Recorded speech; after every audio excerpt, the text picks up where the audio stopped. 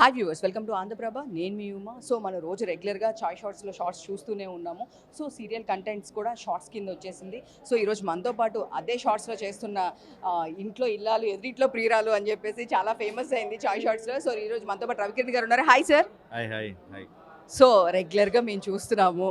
చెప్పండి, అసలు ఈ కాన్సెప్ట్ చెప్పినప్పుడు మీ ఇదేంటి, ఫస్ట్ టైం ఎట్లా ఉంటుంది, ఆడియన్స్లో ఎలా వెళ్ళిద్దని అనుకున్నారా?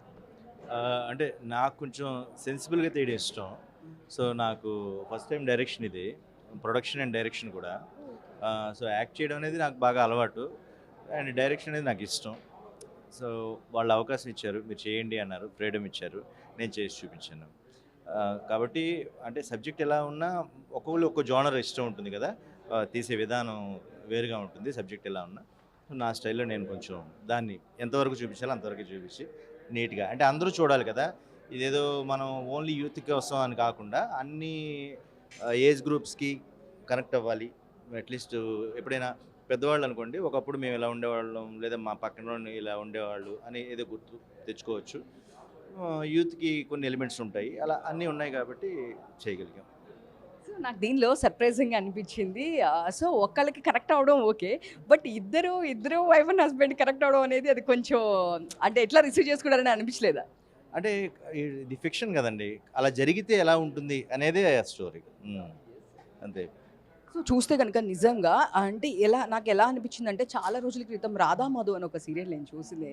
నాకు అంత ప్లెజెంట్గా, అంటే అంత సాఫ్ట్గా, అప్పుడు బ్యాక్గ్రౌండ్ ఇట్లా మ్యూజిక్ లేకోకుండా చాలా బాగా అనిపించిన సీరియల్ తర్వాత మళ్ళీ నేను ఈ షార్ట్స్ చూసినప్పుడు నేను కనెక్ట్ అయ్యింది అయితే కనుక నేను అదే. సో ఎంతో ప్లెజెంట్గా ఉంది, సూపర్ అసలు. మీరు ఒక్కళ్ళైనా సింగిల్ కార్డెడా, లేదంటే ఎవరైనా సపోర్ట్ ఉందా డైరెక్షన్?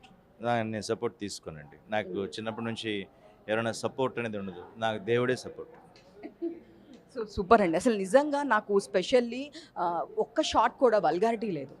సో ఎలా ఉండాలో యూఎస్ నుంచి వచ్చే దీని దగ్గర నుంచి వచ్చినా కూడా తను కూడా చాలా పద్ధతిగా చూపించారు. ఆఫ్టర్ మ్యారేజ్ తనది కూడా, మీది కూడా, అండ్ మీ ఇంట్లో ఫ్యామిలీ అన్నప్పుడు ఎలా చూపించారు అలానే చూపించారు. సో మీరు చెప్పండి, ఫర్దర్గా దీంట్లో ఏమన్నా సుష్మా గారిని కూడా ఇన్వాల్వ్ చేసేది ఉందా? సుష్మా కంటే ప్రొడక్షన్ చేసినప్పుడు నా వైఫ్ చేసినట్టే కాబట్టి తను ఇన్వాల్వ్ అయినట్టే యాక్చువల్గా. అండ్ ఇందాక సపోర్ట్ లేదా అంటే నేను ఒకటి చెప్పడం మర్చిపోయాను.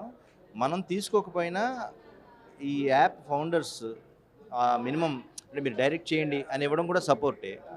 ఆర్టిస్టులు మనం చెప్పింది వినడం కూడా సపోర్టే. రైటరు మేము ఇలా అన్నప్పుడు ఒప్పుకోవడం కూడా సపోర్టే. సో అవన్నీ క్యాలిక్యులేట్ చేసుకుంటే ప్రతి ఒక్కళ్ళు సపోర్ట్ చేస్తేనే ఏదో ఒక టైంలో ఏదైనా ప్రోడక్ట్ ముందుకు వస్తుంది. కాబట్టి నేను సపోర్ట్ తీసుకోకపోయినా చాలామంది నాకు సపోర్ట్ ఇచ్చారు. సో రీసెంట్గా చూసుకుంటే కనుక మీరు చాలా చూసీగా ఉన్నారు. మీకు చాలా వస్తున్నా కూడా మీరు చేయడం లేదు. సీరియల్స్ చాలా వస్తున్నా కూడా చేయట్లేదు. చాలా చూసీ ఉన్నారు అండ్ మూవీస్లో కూడా చేస్తున్నారు. సో ఏంటి, అప్కమింగ్ ఏమైనా రిలీజ్ ఉన్నాయా? అంటే ఇంకా మూవీస్కే వెళ్ళిపోతారా? ఇటు సైడ్ రారా? యాక్చువల్గా నాకు చిన్నప్పటి నుంచి మొహమాటం ఎక్కువ అండి. నేను ఎవరిని అడగను. అంటే నాకు అవకాశం ఇవ్వండి, నాకు అడగడం తెలియదు బేసిక్గా. కాబట్టి నాకు చాలా వరకు సినిమా ఆఫీసులు కూడా తెలియదు. ఇప్పుడు మీరు చూసి ఎవరైనా రవికిరణ్ గారు ఇలా చేస్తారా, లేదా బాబు నువ్వు చేస్తావా అని వాళ్ళు అడిగితే అది నాకు క్యారెక్టర్ నచ్చితే నేను చేయగలను అనుకుంటే చేస్తాను. అంటే చెయ్యలేనని కాదు, కొన్ని కొన్ని మనకు నచ్చుతాయి, కొన్ని కొన్ని నచ్చవు. కాబట్టి చూజీగా వెళ్తాం కాబట్టి లిమిటెడ్గా చేస్తూ ఉంటాం. ఎందుకంటే పరిగెత్తి పాలు తాగే కన్నా నిలబడి నీళ్ళు తాగడం మంచిదని చిన్నప్పుడు సామెత విన్నాను, అలా వెళ్తుంటాను అంతే. సో ఇప్పుడు మీరే ఓన్ కంటెంట్ క్రియేట్ చేస్తున్నారు, మీకే ఛానల్స్ ఉన్నాయి. సో మీ ఇంట్లో వాళ్ళందరూ ఛానల్స్ రెగ్యులర్గా అందరూ చూస్తుంటారు, చాలా ఫ్యాన్స్ ఉంటారు. సో సుష్మా గారు మీరు ఎలా మేనేజ్ చేస్తూ ఉంటారు? తన సపోర్ట్ ఎట్లా ఉంటుంది మీకు? మేనేజ్ అంటే తప్పదు, బికాజ్ ఇది మన ఫీడింగ్.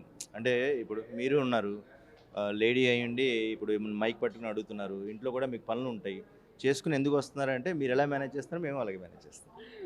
సో చెప్పండి, ఫైనల్గా ఫర్దర్గా మళ్ళీ సుష్మా గారు మీరు ఆన్ స్క్రీన్లో దీనిలో ఏమైనా కనిపించేది ఉందా? లాస్ట్ టైం ఈ సీరియల్లో అయితే చూసాము, బట్ సబ్జెక్టు డిమాండ్ చేస్తే అంటే నేను ఎక్కడ కూడా ఒకవేళ డైరెక్షన్ చేసినా ఈవెన్ యాక్ట్ చేసినా ఆ పర్టికులర్ ప్రాజెక్ట్లో నేను ఆ క్యారెక్టర్నే చూస్తాను. ఇక్కడ నా వైఫ్ లేదా నా కొడుకు అని చూడను. ఈవెన్ మేము యూట్యూబ్ చేసినా కూడా వ్లాగ్స్ పక్కన పెడితే ఏమైనా కొంచెం ఫిక్షనల్గా చేసినప్పుడు ఖచ్చితంగా ఇలా చేయాలంటే ఇలాగే చేయాలంటాను. కాబట్టి అక్కడ తను సూట్ అవుతుంది అనుకున్నప్పుడే మేము చేస్తాం. తను వేరే దాంట్లో వచ్చినా రావచ్చు, వేరే వాళ్ళు అడిగితే తనకి ఇష్టమైతే తను చేస్తుంది అంతే. సూపర్. అంటే దీంట్లో బడ్జెట్స్ ఇప్పుడు మామూలుగా సీరియల్ బడ్జెట్స్ ఎట్లా ఉంటాయో అట్లానే ఉంటుందా? లేదు అంటే, అంటే షార్ట్స్‌కి కాబట్టి కొంచెం తక్కువ బడ్జెట్ మినిమలైజ్ ఉంటుందా? ఎట్లా ఉంటుందండి సార్ ఫైనాన్షియల్ బేస్? బడ్జెట్స్ ఇవన్నీ కూడా ఏదైనా సబ్జెక్ట్‌ని బట్టి కదండీ. 'బాహుబలి'కో బడ్జెట్ ఉంటుంది. 'ఈ నగరానికి ఏమైంది'కో బడ్జెట్ ఉంటుంది కదా! సో, ఏదైనా సబ్జెక్ట్ బట్టి బడ్జెట్లు మారుతూ ఉంటాయి. బడ్జెట్లు ఇవన్నీ కూడా చాలా ఫ్యాక్టర్స్ డిపెండ్ అయ్యి ఉంటాయి. దాని గురించి మీరు చాయ్ షాట్స్ వాళ్ళని టీమ్‌ని అడిగితే కరెక్ట్‌గా తెలుస్తుంది. ఎందుకంటే మేము అన్నీ కొన్ని చెప్పాల్సి కొన్ని చెప్తాం. సో, మీకు రిటర్న్ వైస్ ఎట్లా ఉంటుంది సార్? సేమ్ అంటే ఇప్పుడు సీరియల్స్ అయితే గనుక నేనైతే ఇది రిటర్న్ గురించి చూసుకోలేదు యాక్చువల్‌గా. ఎందుకంటే ఇది నా ఫస్ట్ ప్రొడక్షన్ అనుకోండి, లేదా ఫస్ట్ డైరెక్షన్ అనుకోండి. నేను అసలు రిటర్న్ గురించి ఆలోచించలేదు. చేసేది ఆహా! వీడు చేసాడంటే బాగా చేసాడు అని అనిపించాలని చేశాను. ఎస్పెషల్లీ మీ డాగ్స్‌కి చాలా మంది ఫ్యాన్స్ ఉన్నారు. ఏం చెప్తారు? ఎప్పుడు వాటితో అసలకి అంత టేక్ కేర్ తీసుకుంటూ ఉంటారు ఇంత బిజీ షెడ్యూల్‌లో. సో, వాటి గురించి చెప్పరా? అసలు క్యూట్‌గా ఉంటుందవి. డాగ్స్ నిజంగా చెప్పాలంటే ఒక మిడిల్ క్లాస్ ఫ్యామిలీకి నెలకయ్యే ఖర్చు వాటికే అవుతుంది. సో, మేము కొన్నిసార్లు మేము రిలాక్స్ అవుదాం అనుకున్నా వాటి ఖర్చు కోసమైనా మేము కష్టపడాల్సిన పరిస్థితి. సో, డాగ్స్ ఎవరైనా పెంచుకుందాం అంటే వద్దొద్దు అన్నీ ఉన్నాక ఒక రిటైర్మెంట్ స్టేజ్ అనుకున్నప్పుడు మాత్రమే తీసుకోండి అని చెప్తాం ఎవరికైనా. సో, మీ బూస్టర్ గారి గురించి చెప్పండి. బూస్టర్ అసలకి మామూలుగా హడావిడి చేయడు. అంటే ఇప్పుడు మేము డాగ్ పెంచుకోవడం అంటే చిన్నప్పుడు మామూలు పెంచుకోవడం అది ఉంటుంది కానీ నేను డెలివరీ చేసిన ఒక జీవి ఈ భూమిలోకి వచ్చిన ఫస్ట్ జీవి కాబట్టి అది నేను తీసుకుని పెంచుకోవడం జరిగింది. ఇంకొక ఆటోమేటిక్గా వేరే వాళ్ళ ఫ్రెండ్ ద్వారా వచ్చింది కాబట్టి అది మా ఫ్యామిలీలో ఒకటి అంతకన్నా నేను చెప్తాను. All the best. Thank you.